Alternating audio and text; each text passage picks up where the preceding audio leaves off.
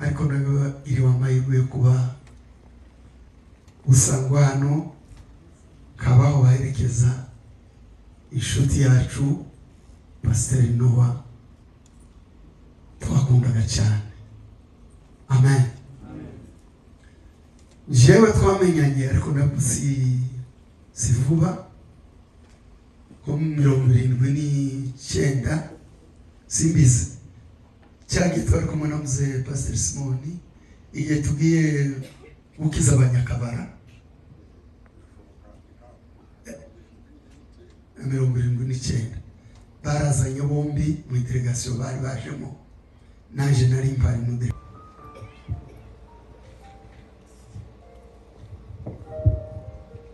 turaramukije mu izina rya Yesu murahamwese. Ndashimira Imana impaye kugera muri uru rugo aho duteranye twizihiza ubuzima bw'umuvandimwe Mushumba Budagiri, kandi turashimira Imana kuko yaduhaye twebwe kuba dusigaye kugira ngo tubanzirize muri uko gusinzira kwe, twongere twibutswe ibyo twibutswa none by'ubwami. Nge nitwa Masumbuko Ngendahayo Yosua, umushumba w'itorero rya Pentecote ADPR mu Rwanda. Uyu Mushumba Budagiri namumenye mu mwaka wa 2000 duhuriye mu Rwanda. Numva mu ijambo ry'Imana ndamukunda, yarakiri ruguru mu misozi za kumutumira aba ruguru mu misozi azi Butare aho nayoboraga. Turabana, yaraye mu wanjye hafi ibyumweru 2, turaganira, turasangira, turasabana. Ambere inshuti kuva ubwo kugeza ubu ngubu asinziriye, yari umushumba mwene data kandi yari inshuti yanjye. Imana ihimbazwe rero, yamuciye ngo aruhuke.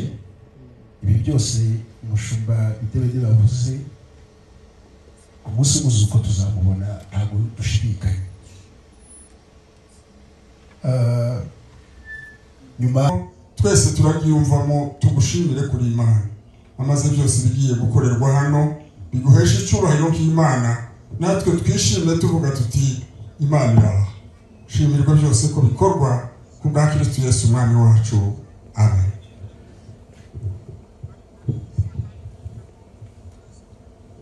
ariko nawe iri wamahirwe kuba usangwa hano kabaho baherekeza inshuti yacu Pastor Noah twakundaga cyane. Amen. Jewe twamenyanye ariko nabusi sivuba ko 79 simbizi cyagi twari kumwe na mzee Pastor Simoni igihe tugiye gukiza abanyakabara 79 barazanye bombi mu delegation bari bajemo naje nari mpari mu delegation ivuye mu itorero ryacu, niho twamenyaniye na Pastor Noah. Turibwirana, mubwira ko nzamwumva, nambwira ko nzamwumva, ariko mu buryo bw'umutima numva mujije mu mutima wanje. Nyuma y'ivyo haje kuba ibiterane biduhuza. Naributse cyane, nibuka ibiterane nka 4 bagiriye iwacu mu mwana w'iwanje. Kandi ibyo biterane ko ari 4 yari abirimo nk'umuvuga butumwa. Nukuri akundwa n'abantu. Ahangaha indi habe n'abantu benshi bari muri wacu baze bambaza ko ariko nyine byabaye yazamuwe byabaye. Baravuga ngo nuko mugende muzohaduhagararire mu muherekeze ya muvyeyi w'itorero. Bwana pewe sifa. Yesu ashimwe. Ni ukuri abantu bose baravuga ngo tuzohababere. Ndahababereye abantu bo muri Operato iwacu. Amen. Zababwira amakuru yiwe. Ibyo biterane byose yazaga iwacu ni wanje bapangaga. Zanibuka ijoro rimwe twaraye dutaramye nawe na maremu Pasteur Kambushi, ijoro rija guki tuganira iby'Imana, ndanezerwa cyane. Zamwibuka rwose n'ubu ngubu kunda gushiramo amigisho yiwe muri telefone yanjye ndafite ngibuka. Zamwibuka kumugutana mo yigishije ijambo ya Marisa niridewe. Ijambo riba mu ngoma za kabiri avuga ngo abantu bitirirwa izina ryanje. Abantu bitirirwa ngo ni namukadeje inzara cyangwa intambara cyangwa ibyago by'uburyo bwose. Ikavuga ngo abantu bitirirwa izina ryanje nibahindukira bagasanga mu maso, bagashaka mu maso hanje, ngo zumva ndi Imana ndi mu ijuru, mpindukire mbakiriza igihugu.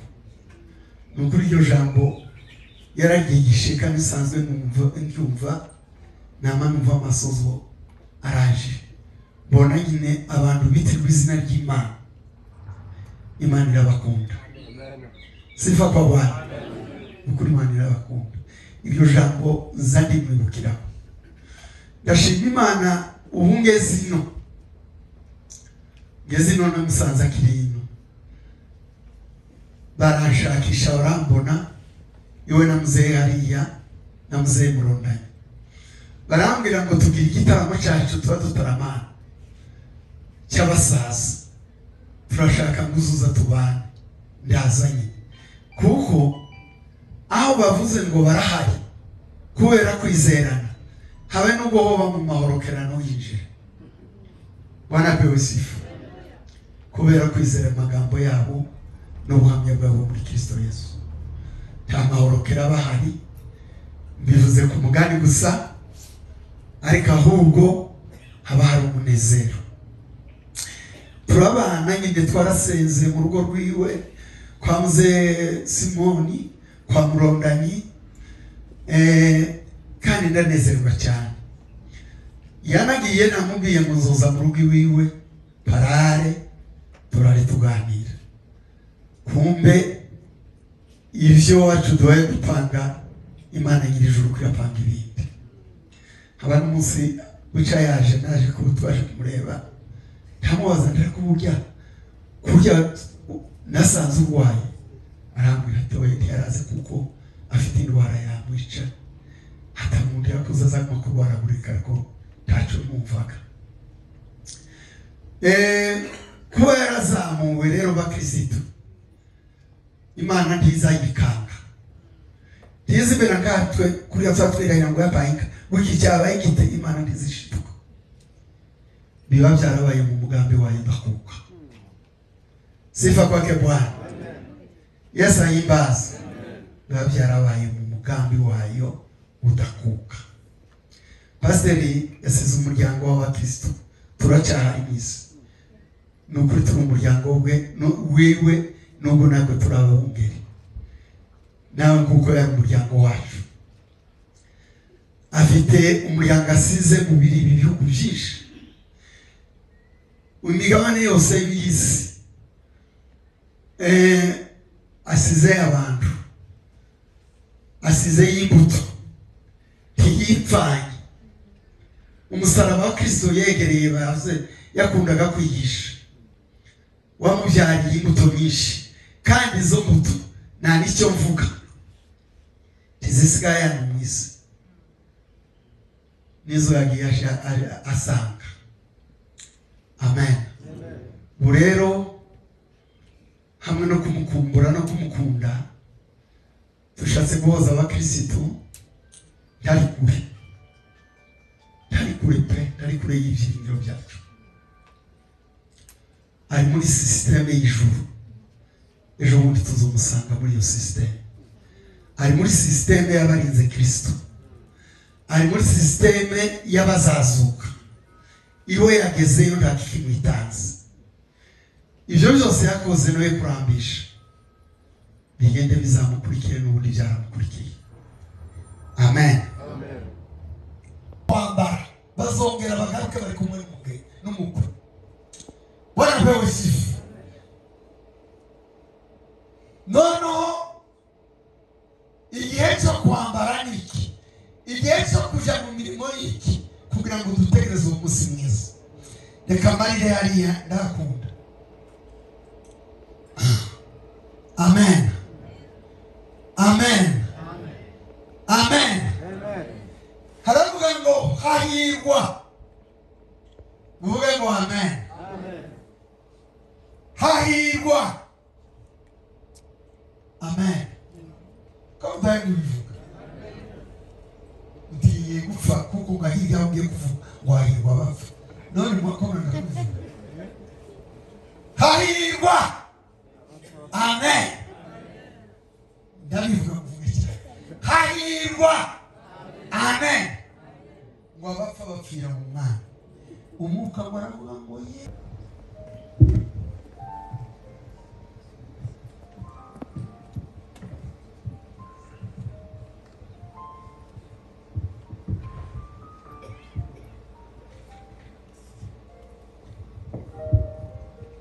Turabaramukije mu izina rya Yesu muraho mwese.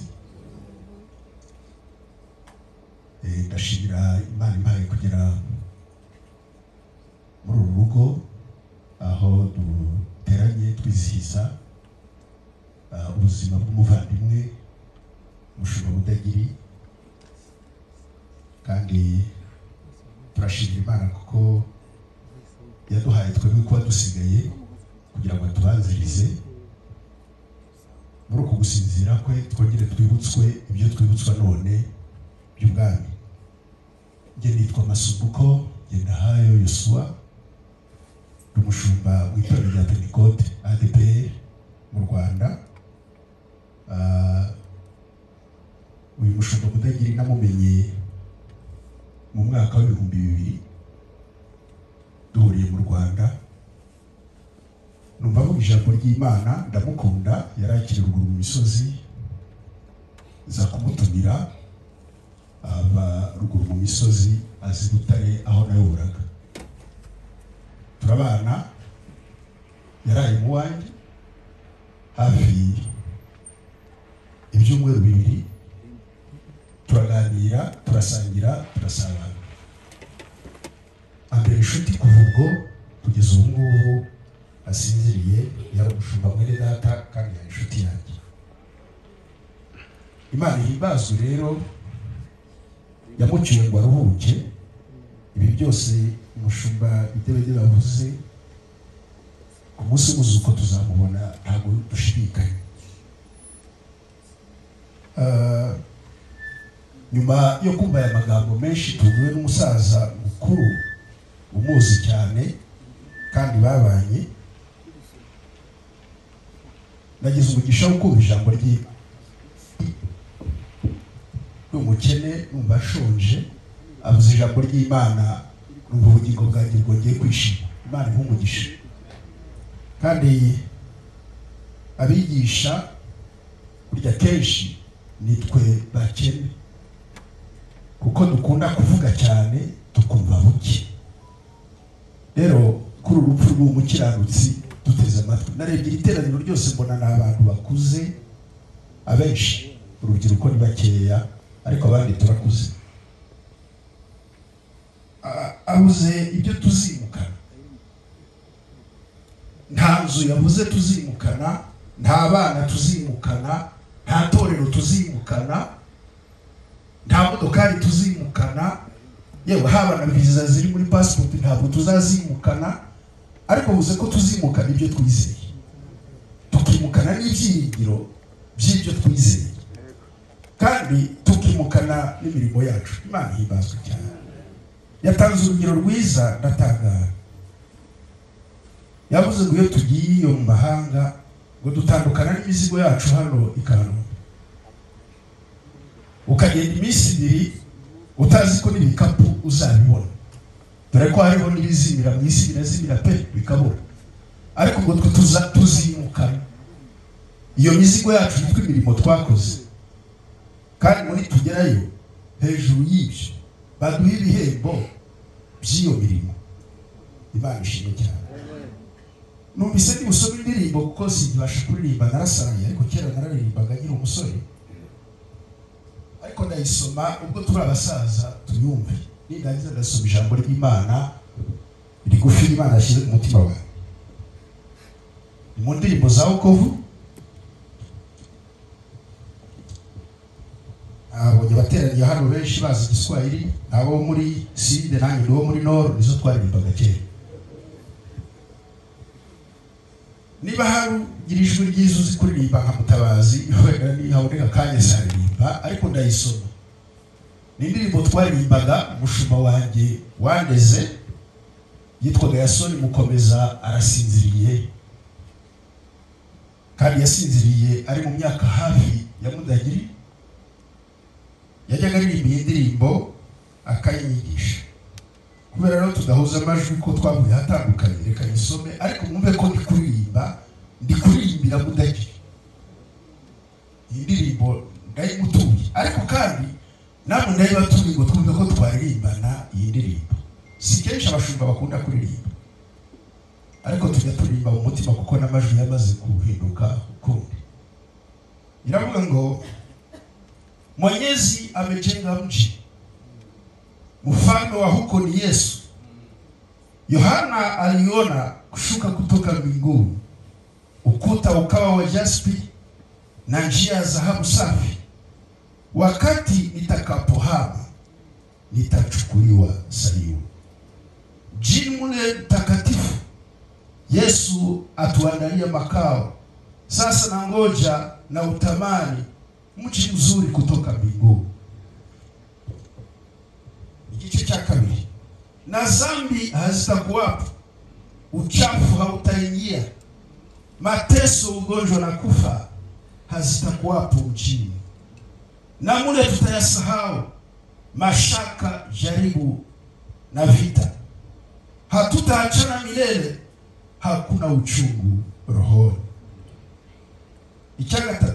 Mjini tutayasahau kilio na maombolezo, na huko hatutadanganywa, haitakuwapo husuda, na wana wa Mungu waona uzuri na utakatifu. Nitakapofika mjini nitashangilia daima. Itanyuma, wapenzi, rafiki na wale waliomaliza safari watashangilia kabisa kwa ajili ya damu ya Yesu. Na tutawaona mjini katika makao ya raha. Tumaini letu ni hili, tutakusanyika mbingu. Gisubira muri kikavuga ngo ji mle mtakatifu Yesu atuandalia makao. Na sasa na ngoja na utamani mji mzuri kutoka mbinguni. Hari abantu babizi kumera Yesu abashi atwakira hantu neza. Nibyo byiringiro by'itorero. Indirimbo igifasha. Inzu ya mbere nabayemo ari ibyatsi biti birere by'ingabo. Niyo narongoreyemo muri Zaire Masisi muri Nord. Ngo ndongore kibyara kana ka mbere intambara igatera. Nderamu zirantera zifata imbunda ku munwa, abahungu barangubita basha umugongo, yanzu gahita nta n'igikuyu. Nambutse umupaka w'iki gihugu cy'u Rwanda na Kongo pieds nta nakamba mbiri na rifite.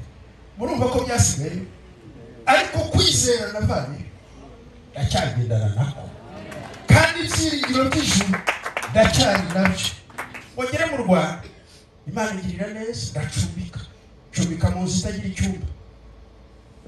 Inzu yarimo rido aho igitanda cyanjye n'umugore n'utwana tubiri cyaraha nasabiraha tukiri abakene. Imana mu minsi mike ibingiriye neza, nabonye bene data twabanye mu murimo n'uyu musaza n'aba bose badimutse.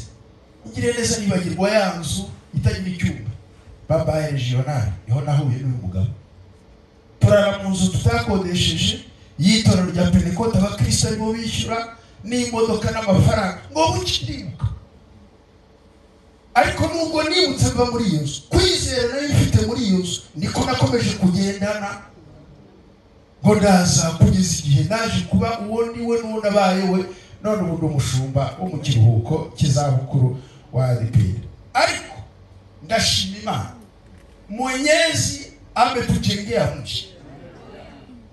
Ariko twubakira, yaratwubakiye kandi yarabivuze muri Yohana 14 aravuga ngo ndimuhagarike imitima. Dore nizera Imana ariko nanjye munyizere. Mu rugo rwa data hariyo amazu menshi. Ati atahaba bamwiye ko ngiye kwetegura ariko arahari. Kandi aravuga ngo ubwo ahari nzagaruka mbajya kugira ngo ahondi ariko aya magambo yose nasomye kuva ntari gusoma Bibiliya natangaye. Aramfasha ariko akanambabaza.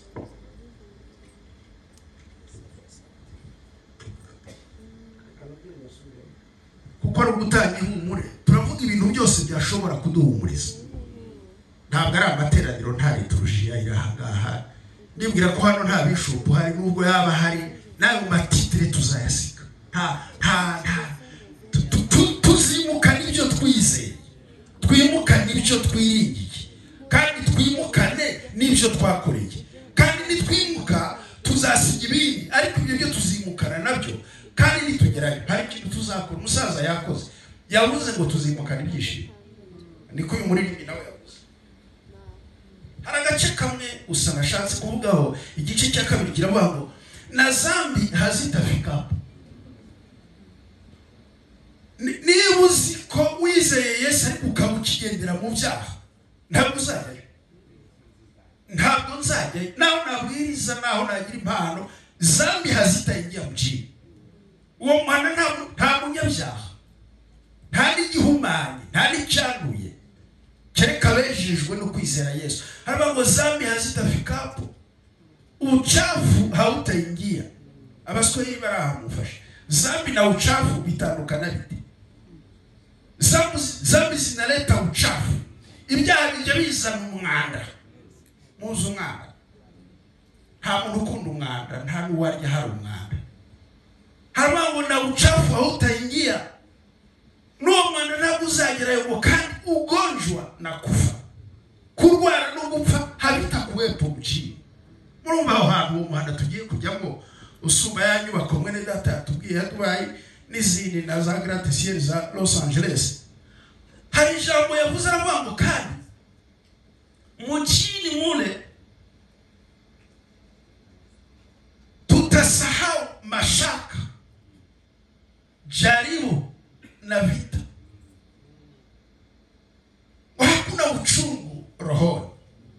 Aya magambo navuze mu Giswahili ariko mwegerane musobanurira batazi Giswahili, ariko nabonye mwese mwaba mukizeho gike n'abatakizi mubegere. Ariko hari ijambo yavuze aravuga ngo mjini hatutayaona kilio na maombolezo, na huko hatutadanganywa. Hakuna husuda, haitakuwa po husuda. Negereye umusaza biterwa nabo ngo husuda ni iki? Jonathan aravuga ngo husuda ngo ni remoro. Remoro Kamanzi wadufasha uzi igifaransa kiri. Remoro ni iki? Kugira ngo umfashe nanjye ngimenye mu Kinyarwanda. Remoro ndayumva ariko ni iki mu Kinyarwanda? Mwijuru ntabwo tuzicuza uko twabaye mwisi.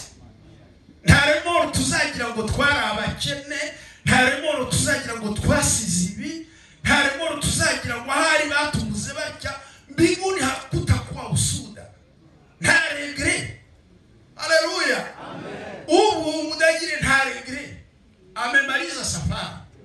Na huko mjini haitakuwa po usuda. Niba hari ibintu byinshi bijya binatubabaza muri urugendo rugana mu ijuru, hari hari ibintu bijya bitubaho umuntu akagira remora akabati ayiwe ahari iyo bitaba bitya mbinguni hakutakuwepo husuda. Kandi uyu mwanditsi aravuga ngo na kilio ibingibi turimo ntacyo, maombolezo hakuna, ngo tumaini letu ni hili. Ndio ndivuge mu Kiswahili gusa, tutashangilia milele, tuzaririmba iteka ryose. Reka sobe ijambo ry'Imana mu magambo magufi. Iry'Imana yatekereje umutima kuganira nawe. Ati watumiye abasepaki kandi turabakageza. Nge ntabwo mbaza. Nge nanjye n'umwana wa sepaki, ariko icyo nzi nuko muri abakristo twahuriye aha tuzura umwuka umwe. Mu kirengagize ubiwe muno naga. Turangije iryo joro uyu musaza arambwira ngo ulifanya hili neno kwa makusudi. Niko yamwe ngo ibi wabikoze ku bwende bwawe ubizi. Ndabona bimushu nabikoze ku bwende bwawe. Arambwira ngo sababu gani? Ndabwira hiyo ni udanganyifu. Niko namubwira mu Kiswahili. Ibyo bintu n'ubuyo arangije arambwira ati kuki wabikoze kandi ndabona nabikoreye iki kintu. Yari yatwigisha mu gitabo cy'Ibyahishuriwe Yohana ari umushumba yavuze natangaye. Aravuga ngo nuko mbona abantu bo mu miryango yose, kwa Masumbuko, kwa Mudagiri, kwa Bisengimana, kwa Bosiko na abo bose n'abasepaki. Mbona abantu bo mu ndimi zose zo mwisi, n'Abanyarwanda n'Abarundi, harimo n'Abakoreya na muri Filipi. Mbona abantu bo mu mahanga yose yo kwisi, hari idini mwabonye ikuriye amahanga yose atakido. Mbona abantu b'imiryango yose n'amahanga yose n'indimi zose n'amoko. Mbona abantu b'umubare mutabasha kubarika. Yari yabitwikije ngo hanyuma se muri abo harimo Bakageze, harimo n'abasepaki, harimo n'abaserpa, harimo na restoration church, ntabwo n'umwe kiberisa, harimo abantu bizera bo mu miryango nabo. Ndashimira Imana babwiye ku icyo kibazo cyakemutse. Ndabona himbazwa kuko itorero rya Kristo rimwe yarisabiye umwe kandi yahaye kwizera kumwe n'umukuti uyobora n'umwe. Ikigiro ni kimwe, turajya mu ijuru rimwe, tuzahura n'abana bariya kandi tumaini letu ni hili, tutakusanyika mbinguni. Imana iduhe umugisha dukomeze kurwanira ubumwe bw'itorero. Kandi yadusengeye ikintu kimwe, kandi data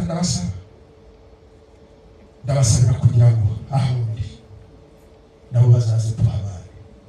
Yohana 12. Kandi data ndabasabira kugira ngo babe. Imana idufashe no mu kurira ibyo kwizera, turire n'inyigisho nzima kugira ngo dutegurire umugeni wa Kristo kuzabuka mu mwambaro mwiza, ariko twamuhaye inyigisho nziza. Narize ibyo kwizera, ibisigaye bikikamba aravuga ngo sinjye nyine n'abandi bari inyuma yacu. Imana iduhe ku bwa Kristo. Amen.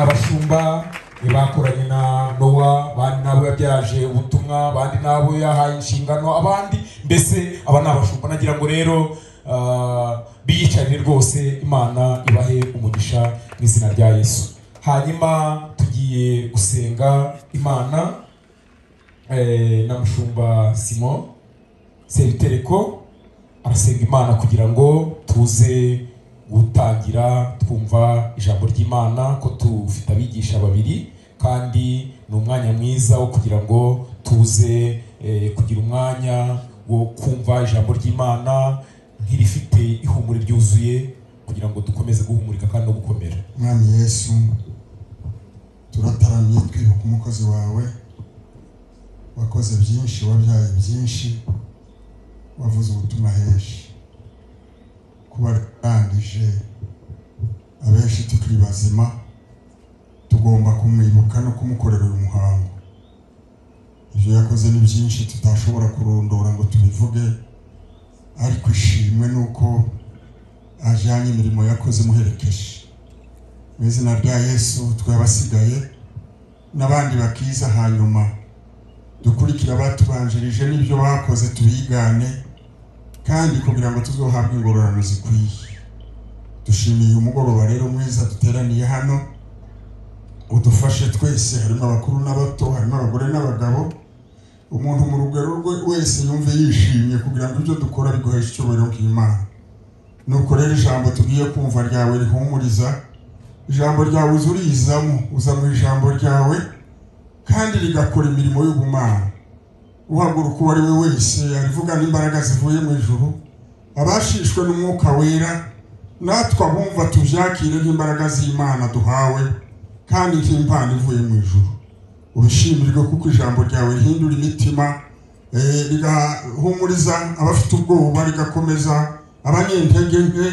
Nuko ari ryo riza kandi urijemo, twese turaryumvamo, tugushimire kuri Imana. Amaze byose bigiye gukorerwa hano biguhesha icyubahiro cy'Imana, natwe twishimire tuvuga tuti Imana iraha. Shimirwa byose ko bikorwa ku bwa Kristo Yesu umwami wacu. Amen.